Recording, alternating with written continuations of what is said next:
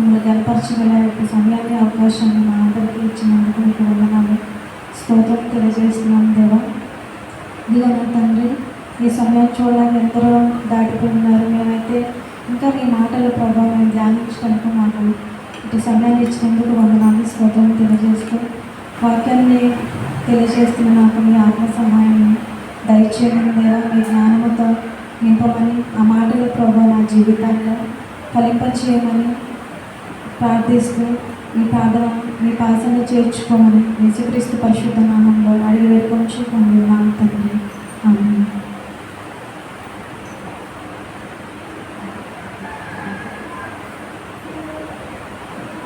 నేను ఈరోజు సిలువలో పలికిన యేసుక్రీస్తు వారి 6వ మాట తెలియచేయాలని ఆశపడుతున్నానండి. యోహాను సువార్త 19వ అధ్యాయం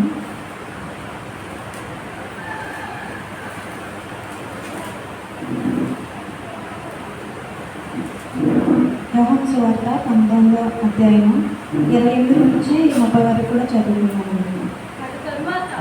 అటు తర్వాత సమస్తమును అప్పటికి సమాప్తమైనదని యేసు ఎరిగి లేఖనము నెరవేరినట్లు నేను తప్పికొనుచున్నానని చెరకుతో నిండి ఉన్న ఒక పాత్ర అక్కడ పెట్టి ఉండెను గనుక వారు ఒక స్పంజి చెరకతో నింపి ఇస్సోపు పుడకకు తగిలించి ఆయన నోటికి అందించిరి. యేసు ఆ చెరక పుచ్చుకొని సమాప్తమైనదని చెప్పి తల వంచి ఆత్మను అప్పగించింది. అయితే మనం చివరి 30వ వచనం చూసుకున్నామంటే, యేసు ఆ చెరకను పుచ్చుకొని సమాప్తమైనదని చెప్పి తల వంచి ఆత్మను అప్పగించింది. సమాప్తమైనది అని ఎందుకు చెప్పారంటే, అది ఆ 6వ మాట దేన్ని మనకు తెలియజేస్తుందంటే, సమాప్తమైనది అనేది అండి ఆ మాట. అంటే అప్పటి వరకు దేవుడిని సిలువలోనే అన్ని మాటలు పలుకుతారు కదా, ఆఖరిగా సమాప్తమైనది అంటే లేఖనము ప్రకారము మనకి దేవుడు ఏం చెప్పాడు ఇక్కడ, లేఖనము నెరవేరినట్లు అంటే ప్రతిదీ కూడా దేవుడు చేసిందంతా కూడా ఒక లేఖనంలోనే మనకి ముందుగానే తెలియజేశాడు. అంటే యేసుక్రీస్తు ప్రభువారు వీళ్ళు భూలోకానికి మనిషి రూపంగా రావడము, మనందరి కోసం తన ప్రాణాన్ని అర్పించడము, ఇవన్నీ కూడా లేఖనముల ప్రకారం నెరవేర్పు జరుగుతుందని ఆయన ఎరిగి ఏం చెప్పాడంటే సమాప్తమైనదని చెప్పాడు. అంటే సమాప్తమైనదంటే అది ఒక మహా విజయం అండి. విజయం సమాప్తమైందంటే కంప్లీట్గా నెరవేరబడిందని అర్థం అవుతుంది అన్నమాట. అంటే విజయము అప్పటి వరకు దేవుడు చేసిందంతా కూడా ఒక ప్రాసెస్ ప్రకారం జరిగిందని మనం అర్థం చేసుకోవాలి. అంటే అలా చేయడం వల్లే మనకి రక్షణ వచ్చింది కాబట్టి అదొక మహా విజయం అని మనం చెప్పుకోవచ్చు. అది ఎందు నిమిత్తము యేసుక్రీస్తు వారు మనకి లోకానికి వచ్చి ఎందుకని అలా చేశారంటే, మనం మరొక అధ్యాయం చూసుకుంటే యెషయా గ్రంథము 53వ అధ్యాయం చూసుకున్నామండి. అలా ఎందుకు యేసుక్రీస్తు వారు ఇక్కడ ఈ లోకానికి వచ్చి మన కోసం ఎందుకు అలా చేయవలసి వచ్చిన విషయాన్ని మనం ఆలోచిస్తే 53వ అధ్యాయము 6వ వచనం చూసుకున్నాము. మనమందరము గొర్రెల వలె త్రోవ తప్పిపోతున్నాయి, మనలో ప్రతివాడును తనకిష్టమైన త్రోవకు తొలగను.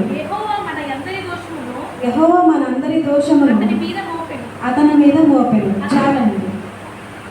అంటే మనమందరం ఎలా ఉన్నామండి, యేసుక్రీస్తు వారు రాకముందు అప్పుడు మనమందరం కూడా మనకిష్టమైన త్రోవకు తొలగిపోయాము, గొర్రెల వల్ల దారి తప్పిపోయి ఇష్టానుసారంగా వాళ్ళు బ్రతుకుతున్నాము. అంటే మనం ఫైనల్గా ఎలాంటి స్థితిలో ఉన్నామంటే పాపం అనే బానిసత్వంలో బ్రతుకుతున్నాము. పాపానికి మనం బానిసలు అయ్యాము కాబట్టి దాన్ని చూసిన తండ్రి తన కుమారులు ఎవరైనా దారి తొలగిపోతున్నా వాళ్ళు శిక్షింపబడే స్థితిలో ఉన్నప్పుడు ఏ తల్లిదండ్రులు కూడా దాని నుంచి వాళ్ళు తొలగించాలి, విడిపించాలి అని కోరుకుంటారు. కాబట్టి ఆ స్థితిలో ఉన్న మనల్ని దేవుడు విడిచిపెట్టలేక మన కోసం యేసుక్రీస్తు వారిని భూలోకానికి పంపించి ఇలాగా మన యొక్క తప్పిదాలు ఆ శిలువ మరణము అసలు యాక్చువల్గా పొందాల్సింది ఎవరంటే, అప్పుడున్న కాలంలోనే ఎవరైనా మిస్టేక్ తప్పులు చేసినప్పుడు అవన్నీ కూడా ఒక పాపం చేసిన వాళ్ళు కానీ ఏ తప్పులు చేసినా కానీ ఆ శిక్షలు పొందవలసింది ఎవరు యాక్చువల్గా మనుషుల్లాగా పొంది. అంటే అప్పట్లో ఎలా శిక్షించేవాళ్ళు, ఏదన్నా తప్పులు చేసినప్పుడు మనుషుల్ని వాళ్ళని చంపివేయడం, శిక్షించడం అలా చాలా ఇదిగా ఉండేదన్నమాట. కానీ వాటన్నిటి నుంచి మనందరినీ కూడా విడిపించడానికి యేసుక్రీస్తు వారు ఈ లోకానికి పంపింపబడినారని దేవుడు కూడా అదే ఆ వాక్యాన్ని లేఖనముల ప్రకారము జరుగుతుందని, సమాప్తమైందని చెప్పారనమాట. అంటే యేసుక్రీస్తు వారు ఫస్ట్ నుంచి ఆ పలికిన మాటలు కానీ, శిలువలో పలికిన మొదటి మాట క్షమాపణ గురించి తెలియజేశారు, అవన్నీ కూడా క్షమించడం గురించి. కానీ ఆ శిలువలో పలికిన ప్రతి మాట కూడా చాలా అర్థవంతమైందండి. ఆ మాటల వెనకాల చాలా చాలా అర్థం ఉందన్నమాట. ప్రతిదాన్ని కూడా అలాంటి స్థితిలో ఉండి కూడా ఆ విధంగా పలకడం అనేది గ్రేట్. అంత హింసింపబడుతున్న అంత ఇదిగా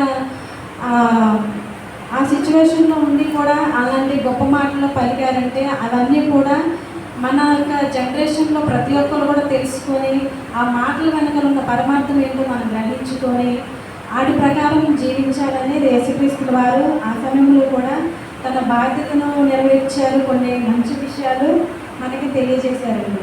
మనం సమాప్తమైందని ఎందుకు తెలియజేయాలంటే అది ఒక మానవాళి రక్షణ ప్రణాళిక పూర్తయిందని మనం అర్థం చేసుకోవాలండి. ఆ మాట వెనకాల ఉన్న అర్థం ఏంటంటే మానవాళి రక్షణ యొక్క ప్రణాళిక అనేది పూర్తయిందని మనం అర్థం చేసుకోవాలి. అంటే అలా చేయడం వెనకాల ఉంది ఏంటి, ఎందు నిమిత్తం చేశారు ఆ శిలువ యాగం అనేది, అది దేనికోసం చేశారంటే మానవాళి యొక్క రక్షణ కొరకు యేసుక్రీస్తు వారు ఆ విధంగా బలియాగం అయ్యారని మనం అర్థం చేసుకోవాలి. అప్పుడేం జరుగుతుంది, అపవాది అనేవాడు ఓడిపోతాడు. అంటే మనము ఆ శిలువను విశ్వసించడం ద్వారా, దేవుణ్ణి విశ్వసించడం ద్వారా ఆ పాపం అనే బానిసత్వం నుంచి మనం బయటకు వస్తామని అది దాని యొక్క అర్థమండి. అదేవిధంగా ఈ మాటలు మనం అంటే తెలుసుకోవాల్సిన విషయాలు ఏంటంటే, ఒకటి విమోచన కార్యము పూర్తయిందని, అదేవిధంగా రెండో విషయం ఏంటంటే పాతది గతించను కొత్తది మొదలవుతుందని. అంటే పాతది గతిస్తుంది అంటే దేవుడు చేసిన కార్యం వల్ల ఏంటంటే పాతదంతా కూడా గతించిపోతుంది. అప్పటి నుంచి కొత్తగా మళ్ళా దేవుని యందు విశ్వాసం నుంచి శిలువను విశ్వసించిన వారందరూ కూడా బానిసత్వం నుంచి విడుదల పొందుతారని అర్థమండి. పాపపు జీవితానికి భరోసానిచ్చిన మాట అండి. అంటే సమాప్తమైనది అంటే కంప్లీట్ చేశారు యేసుక్రీస్తు వారు. ఆయన వచ్చిన పని కానీ దేవుడు అప్పగించిన, తండ్రి అప్పగించిన పనిని, పరిచర్యను మొత్తం టోటల్గా ఫస్ట్ నుంచి కూడా లాస్ట్ వరకు ఆ సెలవులో అనుభవించింది. అప్పటి వరకు కూడా అనుభవించి అప్పుడు ఏం చెప్పారంటే సమాప్తమైందని చెప్పారు. అంటే ఎందుకు, ఆయన వచ్చిన అంతా కూడా నెరవేర్చారు అని. ఆ మాటలు మనకి ఎలా అర్థమవుతుందంటే విమోచన కార్యం పూర్తయిందని, పాతది గతించిన ఇంకా కొత్తది మొదలవుతుంది, పాపపు జీవితానికి భరోసానిచ్చిన మాట అండి. అంటే ఈ మూడు మాటలు కూడా మనం ఆలోచించాలండి. దేవుడు ఆ మాట ఎందుకు చెప్పారంటే ఇవన్నీ కూడా ఆ మాట చెప్పడం ద్వారా అతను నెరవేర్చిన విధానము, దాని ద్వారా మనం పొందుకోవాల్సిన విషయాలండి. అదేవిధంగా పాపపు రుణం అనేది తీర్చివేయబడుతుందండి. అదే ఈ మాట మనకి ఎక్కడి నుంచి వచ్చిందంటే టెటాలిస్టాయ్ అనే పదం నుండి వచ్చిందండి. అంటే టెటాలిస్టాయ్ అంటే మనకి సంపూర్ణంగా చెల్లించబడిందని అర్థం వస్తుందండి. అంటే ఆ పదానికి అర్థం ఏంటంటే సంపూర్ణంగా చెల్లించబడింది. అంటే దేవుడు సంపూర్ణంగా తన యొక్క బాధ్యతను నెరవేర్చారు. అలా నెరవేర్చడం ద్వారా మనకేమి ప్రయోజనం అంటే మనం ఆ బానిసత్వం నుంచి విడుదల పొందుతాము. అంటే విశ్వసించడం ద్వారా, దేవుని యొక్క శిలువను మనం విశ్వసించడం ద్వారా మనం దానిలో నుంచి బయటకు వస్తాం. అప్పటి నుంచి కూడా మనం ఇదంతా కూడా మనం చేయాల్సిన యుద్ధం కాదు, దేవుడే దీన్ని జరిగించారన్నమాట. అంటే మనకి మనం చేయడానికి మనం ఒక గొప్ప నీతి కార్యాలు కాదంటారు కదా, మనం చేసే కార్యాల వల్ల, మనం చేసే పనుల వల్ల మనకి రక్షణ అనేది దొరకదు. దేవుడు ఇలా చేయడం ద్వారానే మనకి రక్షణ అనేది దొరుకుతుంది. అంటే ఆ యుద్ధం చేసింది ఎవరంటే దేవుడే చేశారు మన పక్షాన. అంటే మనం పొందవలసిన సిచ్యువేషన్, పరిస్థితులన్నీ కూడా మనం అనుభవించాల్సినవన్నీ కూడా దేవుడు అనుభవించి ఆ శిలువలోని చాలా మనం భరించాల్సిన బాధలన్నీ కూడా దేవుడు భరించేసి మనల్ని విముక్తులు చేశాడు. దీనికి అర్థం ఏంటంటే మనల్ని విముక్తులు చేయడం అన్నది. అదేవిధంగా పాతని గతించిన కొత్తది ఆయన అంటే మనం పాత నిబంధన గ్రంథం చూసుకుంటేనండి, దాంట్లో ధర్మశాస్త్రము మనం ఎలా ఉంటుందంటే దాంట్లో ఆచారబద్ధంగా వ్యవహారాలు అవన్నీ ఉంటాయండి. అప్పట్లోని పాపం పోవాలంటే బలులు అర్పించడం, అర్పణలు చేయడము ఇలాంటివన్నీ ఉంటాయి అన్నమాట. పాత నిబంధన గ్రంథం అంటే ఏంటి, మనం ఏదైనా తప్పులు చేసినప్పుడు, మిస్టేక్ చేసినప్పుడు, ఇప్పుడు కూడా మనం ఈ సమాజంలో చాలా చూడవచ్చు. బయట అందరూ కూడా ఏదో మనకి వాళ్ళకి తోచినవి కూడా చాలా చాలా రకరకాలన్నీ చేస్తారు. ఆ పదాలు మనకి అంత పెద్దగా ఐడియా లేదు. కాకపోతే వాటి ద్వారా మనకి రక్షణ వస్తుంది, మనం చేసిన పాపానికి ఆ పాపాలన్నీ పోతాయి అని ఆ నమ్మకంతో వాళ్ళందరూ చేస్తూ ఉంటారు. అదేవిధంగా పాత నిబంధన గ్రంథంలో కూడా మనకు తెలియజేసింది ఏంటంటే ఇలా బలులు అర్పించడం ద్వారా మనం చేసిన పాపాన్ని పోగొట్టుకోవాలంటే బలులు అర్పించాలి, దేన్నో దాన్ని భరించాలి, అప్పుడు మనం చేసిన పాపాలన్నీ పోతాయి అని అనుకుంటారు. కానీ అది రాంగ్ ప్రాసెస్ అండి. మనం అలా చేయడం వల్ల పాపం అనేది పోదు, రక్షింపబడరు అనేది వారు ఏం చేశారు, అలా పోదని దేవుడు ఆ ప్రాసెస్ విధానంలోనే మనకి క్షమాపణ దొరకదు, పాప క్షమాపణ దొరకదు, మనకు రక్షణ దొరకదు అని యేసుక్రీస్తుల వారినే దేవుడు మనకి దగ్గరికి పంపించడం అనేది జరిగింది. మనం అందరం కూడా ఎలా ఉన్నామంటే గొర్రెల దారి తప్పిపోయి ఎవరి ఇష్టానుసారంగా వాళ్ళు బ్రతకడం వల్ల మన తండ్రి అయిన దేవుడు తన కుమారుడిని ఇలా ఇక్కడ మనుషులుగా పంపించి ఇలా రక్షణ ప్రాసెస్ అనేది జరిపించారని మనం లేఖనం ప్రకారం తెలుసుకోవచ్చు. అదేవిధంగా మనకి ఈ మాట ద్వారా ఏం తెలియజేస్తుందంటే, ఇప్పుడు మనం దేవుడు అలా అర్పించిన విధానం బట్టి మనం అందరం కూడా స్వతంత్రమయ్యామండి. ధర్మశాస్త్రం అనేది మనం ఇప్పుడు ఆచరించాల్సిన అవసరం లేదు. అంతేకండి, మనం ఇప్పుడు ధర్మశాస్త్రం ప్రకారం నడవడం లేదు కదా. మనం దేవుని యొక్క నివాసం యెరూషలేము దేవాలయం కాదు, కేవలం మన హృదయమే దేవుని యొక్క ఆలయంగా మిగిలింది. దేవుడు చేసిన పని వల్ల మనకి ధర్మశాస్త్ర గ్రంథాల్లో ఉన్న ఆచారబద్ధ వ్యవహారాలు కానీ, అర్పణలు కానీ ఇవన్నీ కూడా మనం అర్పింపవలసిన అవసరం లేదు. ఇప్పుడు మనకి రక్షణ ఇప్పుడు ఎలా వస్తుంది, కేవలము దేవుణ్ణి విశ్వసించడం ద్వారా, నమ్మడం ద్వారా, ఆయన యొక్క శిలువలోని మన కోసం ఈ భూలోకానికి వచ్చి మనిషి రూపంగా మన కోసం ప్రాణం అర్పించి మన పక్షాన తను బలియాగం అయ్యి మనకు రక్షణ కలుగజేశారు అనే విషయాన్ని మనం నమ్మడం ద్వారా, మన హృదయంలోని విశ్వసించడం ద్వారా ఇలా మారు మనసు మన యొక్క పాత జీవితాన్ని, అంటే ఇక్కడ మనకేం తెలియజేస్తుంది, మన పాతని గతించిన కొత్తది మొదలవుతుంది. అంటే పాతయన్నీ విడిచిపెట్టి మనం కొత్తగా మారు మనసు పొందడం ద్వారానే మనకు రక్షణ లభిస్తుంది. కానీ పాత నిబంధన గ్రంథం ద్వారా ఉన్న విషయాల ద్వారా కానీ, అది బయట సమాజంలో జరిగే చాలామంది విశ్వసించే వాటి వల్ల కానీ మనకు రక్షణ దొరకదని మనకు క్లియర్గా అర్థమవుతుంది. అందువల్ల మనం ఏం తెలియజేసుకోవాలంటే, దీని ద్వారా రక్షణ అనేది ఆయన మాట ఎందుకు చెప్పారంటే, రక్షణ పని అనేది పూర్తయిందని, పాపానికి ధర చెల్లించబడిందని మనం నమ్మాలండి. అంటే మన ద్వారా మనం చేయవలసిందంతా కూడా దేవుడు మన పక్షాన ఆయన తన ప్రాణాన్ని, రక్తాన్ని కాల్చడం ద్వారా పాపానికి ధర చెల్లించబడింది. ఎవరి పాపాల కోసం అండి? మన పాపాల కోసం. మన పాపాల కోసం దేవుడు ఏం చేశాడంటే పాపానికి ధర చెల్లించాడండి. అది ఎలాగంటే శిలువ మరణం ద్వారా మన కోసము తన ప్రాణాన్ని దారిపూసాడని మనం తెలుసుకోవాలండి. అదేవిధంగా మార్క్స్ వార్త 10:45 అధ్యాయం 45 వచ్చిన ఒకసారి చూసుకుంటే,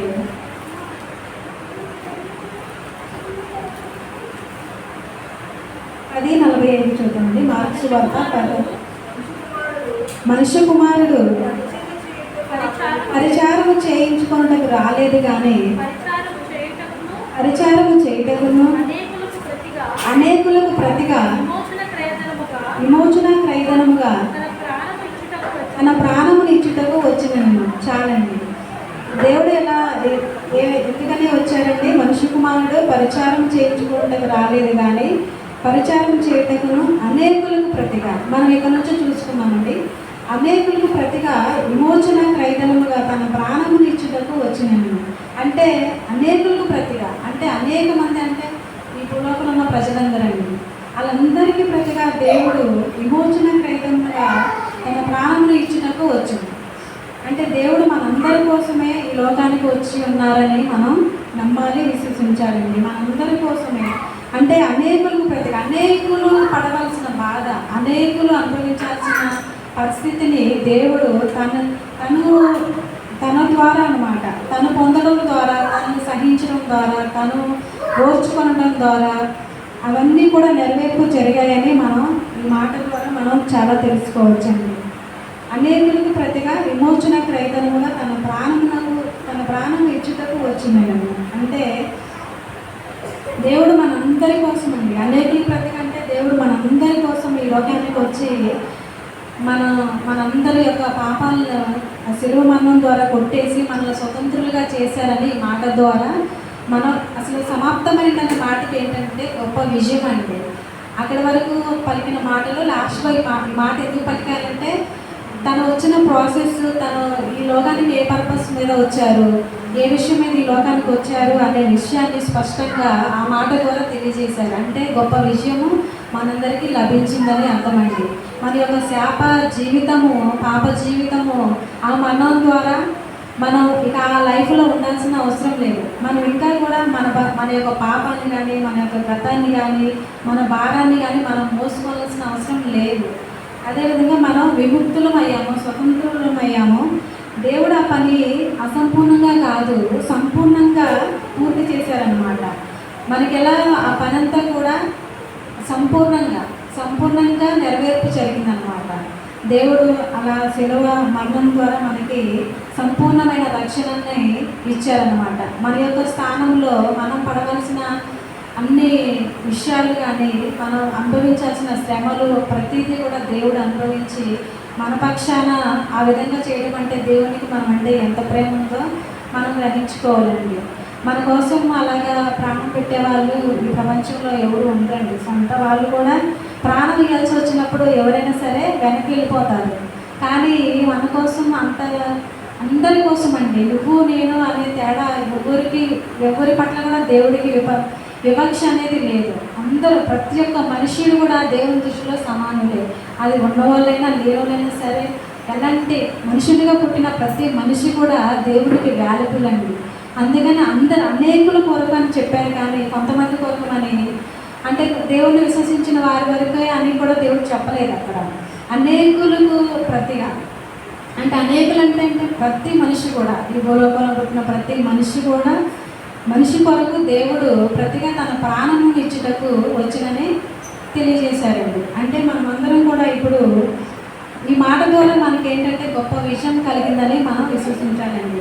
ఇక మనకున్న భారాన్ని కానీ, పాపాన్ని కానీ మనం మోసుకెళ్ళాల్సిన అవసరం లేదు.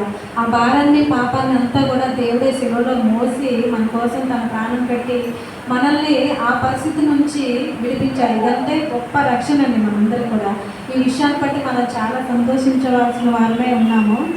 అందుకని దేవుని యొక్క త్యాగం ద్వారా మనం సంపూర్ణంగా, పరిపూర్ణంగా మనం విడుదల పొందుతున్నామండి. మనకి మంచి రక్షణ అనేది మనకి దొరికిందని మనం ఈ మాట ద్వారా నమ్మాలి. ప్రతి ఒక్కరు కూడా ఇక మనం ఇంకా ఇలాంటి లైఫ్లో ఉన్నామని కానీ అంటే మన గురించి మనం ఇంకా ఆందోళన చెందాల్సిన అవసరం లేదు. మనకున్న ప్రతి పరిస్థితులు కూడా దాని పర్పస్లో మనము ఏ విధంగా కానీ బాధపడడం కానీ, ఆందోళన పడటం కానీ, మనకి ఇంకా ఇక్కడ లైఫ్లో కానీ మనకి మళ్ళీ వేరే చోటకి మనం వెళ్ళలేమో అని బాధపడిన అవసరం లేదు. మనం చేసే తప్పులను బట్టి మనం పరలోకం వెళ్ళలేము, దేవుడు మనం చేర్చుకోలేడు అనే సందిగ్ధలో ఉండాల్సిన అవసరం లేదు. దేవుడే, ఎందుకంటే దేవుడే యుద్ధం చేశాడు, దేవుడే పోరాడాడు మన పక్షాన. మనకు సంబంధించిన ప్రతిదీ కూడా దేవుడు ఫస్ట్ నుంచి కూడా మనుషులకు సంబంధించినది కూడా మన పాత గ్రంథంలో చూసుకున్నప్పుడు కూడా దేవుడు మనుషులకి ఏదేం కావాలో అన్నీ సిద్ధపరిచాడండి. ప్రతిదీ కూడా ఒక మనుషుల్ని ఏర్పరచడం కానీ, దేవుని యొక్క సంకల్పం ఏంటంటే ఈ భూమి ఏర్పడక ముందే మనందరి పట్ల ఒక ప్రణాళిక కలిగి ఉన్నారు. అప్పట్లో మనుషులకి ఏం కావాలి అన్నీ కూడా ఏర్పాటు చేశారు. కానీ మనుషులందరూ ఎలా అయిపోయారండి, ఫైనల్గా ఫస్ట్లో ఆ మనుషులందరూ కూడా ఎవరి ఇష్టానుసారంగా వాళ్ళు బ్రతకడము, అంటే దారి తప్పిపోయి దేవుడు అసలు ఎవరనే స్థితిలోకి వచ్చేసారనమాట. దేవుడు కొన్ని అప్పుడు నోవహ కాలంలో కానీ ప్రళయాలు అలాంటివి రప్పించి కొంతమందిని అలా చేశారు. అయినప్పటికీ కూడా దేవుడికి మన పట్ల ప్రేమ అనేది పోలేదండి. మళ్ళీ ఎందుకు ఇలా లేఖనం ప్రకారం ఎందుకు జరుగుతుందంటే, మరలా మనం అంటే ఎంత ఇష్టం అంటే దేవుడికి మరలా వీళ్ళని రక్షించాలి, మళ్ళీ ఒక మార్గాన్ని మన దేవుడు చూడాలి అనే ఉద్దేశంతోనే అప్పుడు ఆ ప్రాసెస్ జరిగిన తర్వాత కూడా దేవుడు మనల్ని విడిచిపెట్టాలనుకోలేదు.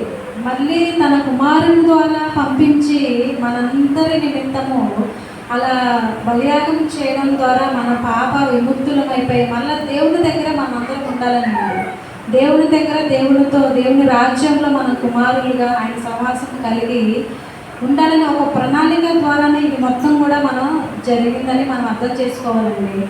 దేవుడు అంటే మనం ఇప్పుడు ఒకవేళ ఆలోచించినప్పుడు దేవుడిని ఇలా చేశారు అలా చేశారు అని మనం ఒక విధంగా మనం అలా చెప్పుకోవడానికి ఒక విధంగా ఉంటుంది. కానీ దేవుడు చెప్పేది ఏంటంటే మనందరి పట్ల కూడా ఒక ప్రణాళిక కలిగి ఇదంతా జరిగిందని మనం అర్థం చేసుకోవాలండి. అది ఆ ప్రణాళిక ప్రకారమే దేవుడు ఈ లోకానికి రావడం కానీ అలా హింసించబడడం కానీ ఆ టైంలో దేవుడు నోరు అంటే వ్యతిరేకంగా మాట్లాడటం అలాంటిది కాకుండా చాలా మౌనంగా అన్ని భరించడం. అంటే ఎందుకు భరించాలండి? దేవుడికి తెలుసు కదా ఎందుకు భరించాలంటే నేను ఇలా ఉండడం వల్లే కదా మనకు రక్షణ వస్తుంది. సర్వమానవాళ్ళని రక్షించాలంటే దేవుడు ఏం చేయాలి? తన ప్రాణాన్ని అర్పించడం ద్వారానే మానవాన్ని రక్షించగలడు, లేకపోతే మనకు రక్షణ అనేది దొరకదు. అందుకని దీన్ని మనం రెండు కోణాలలో ఆలోచిస్తామండి. ఒకటి దేవుడు లేఖనం ప్రకారము ఒక ప్రణాళికబద్ధంగా ఈ లోకానికి వచ్చి ప్రాణాన్ని అర్పించారని, మరొకటి ఏంటంటే మనం దేవుడు ఆ సమయంలో అందరూ కూడా దేవుడిని ఇలా హింసించారు. అప్పుడున్న కాలంలోని వాళ్ళందరూ కూడా దేవుని యొక్క బోధలు విని ఆయన యొక్క ప్రతి నడవడిక కూడా అర్థం చేసుకున్న వాళ్ళందరూ కూడా గ్రహింపు లేకుండా ఇలా బిహేవ్ చేశారని అనుకుంటాము. అదొక పర్స్పెక్టివ్ అయితే ఇదొకటని మనం చెప్పుకోవచ్చండి.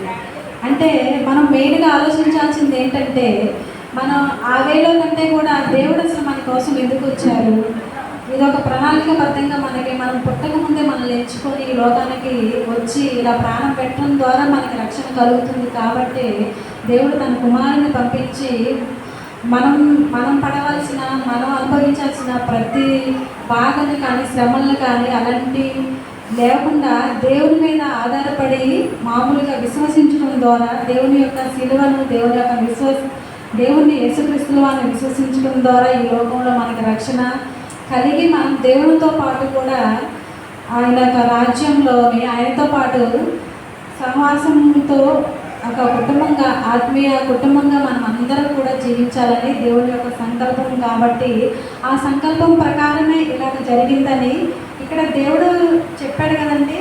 లేఖనముల ప్రకారము దేవుడు జరుగుతుందని ఎరిగి మళ్ళొకసారి చూద్దామండి. యోహాను సువార్త 19వ అధ్యాయము 30వ వచనం మళ్ళొకసారి చూసి ముగించుకున్నాము.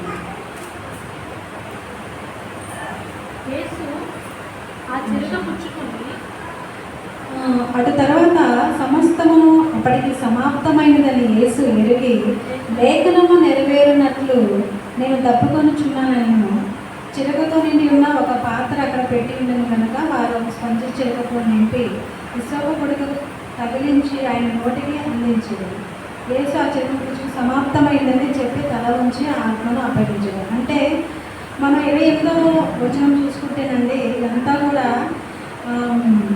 లేఖనముల ప్రకారం నెరవేరుతుందని మనం అర్థం చేసుకోవాలండి. అంటే ముందుగానే దేవుడు ఒక ప్రణాళిక కలిగి ఉండి ఈ లోకానికి మానవాళి కోసం మనందరినీ ఎంతగా ప్రేమిస్తే దేవుడు మళ్ళా మనందరినీ విడిచిపెట్టకుండా ఈ లోకానికి వచ్చి తన ప్రాణాన్ని అలా అర్పించడం ద్వారా మనకి గొప్ప రక్షణ అనేది కలిగించి మనం విశ్వసించడం ద్వారా మనం ఆయన రాజ్యంలోనికి కుమార్తెలుగా వెళ్ళి ఒక కుటుంబంలాగా జీవించాలనేది ఇది సర్వ మానవాళి యందు ఆయనకున్న ఒక ప్రణాళిక అని మనం అర్థం చేసుకోవాలండి. దీని ద్వారా మనం ఒక ప్రణాళికను అర్థం చేసుకున్నాం. కాబట్టి దేవుడు ఎలాంటి విషయాలనేది మనకి బోధించి ఉన్నారు, మనం ఎలాగా ఈ లోకంలో నడుచుకోవాలి, వీటన్నిటిని కూడా మనం ఆయన ఆయన చెప్పిన మాట ప్రకారం జీవించి దీని యందు మనం విశ్వసిస్తే దేవుని వారసులుగా మనం ఉంటామని తెలియజేస్తూ ఈ వాక్యాన్ని నేను ముగిస్తున్నానండి. చిన్న ప్రార్థన చేస్తున్నాను.